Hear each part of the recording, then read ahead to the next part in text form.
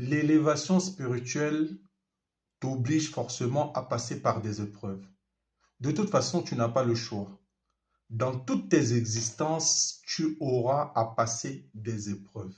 Ces épreuves sont là, pas pour t'embêter, pas pour te faire du mal, c'est pour t'élever. C'est pour t'élever pour qu'à un moment donné, tu puisses faire abstraction de ce corps physique que tu possèdes actuellement et n'être que esprit. Et enfin, te conduire vers la lumière. Et donc, tu as deux types d'épreuves. L'épreuve de la douleur et l'épreuve du bonheur. Oui, le bonheur, c'est une épreuve. L'épreuve de la douleur, c'est celle que tu vois au quotidien.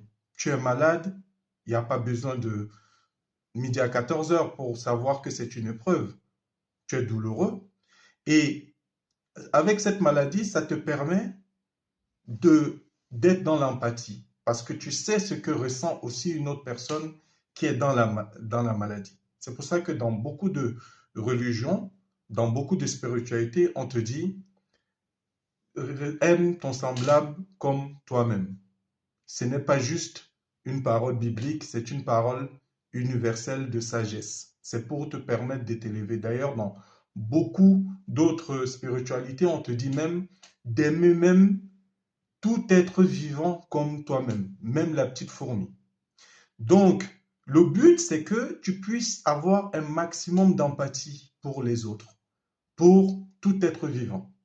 Et donc, tu vas avoir ces épreuves, des épreuves de maladie, des épreuves de souffrance, des épreuves de maltraitance et autres. Tu vas donc savoir que ce que tu subis là n'est pas bien et donc, tu ne feras pas souffrir les autres. Mais tu as une épreuve beaucoup plus subtile, c'est l'épreuve du bonheur. Cette épreuve, c'est celle où on te met dans une de tes vies, dans une position où tu as une position haute. Tu es dans une position de roi, de chef, et ça te permet d'avoir des privilèges. Et là, on t'observe. Et c'est la position qui te permet d'avoir un bon karma ou un mauvais karma.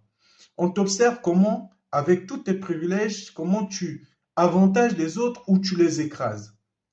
Et c'est ça qui te permet véritablement avancer. Donc en fait, l'épreuve de bonheur, c'est l'épreuve la plus difficile. Et donc, à partir de maintenant, regarde-toi comment est-ce que tu es quand tu es dans une position de privilège. Est-ce que tu écrases les autres ou alors tu les élèves? Et parce qu'en les élevant, toi-même, tu t'élèves.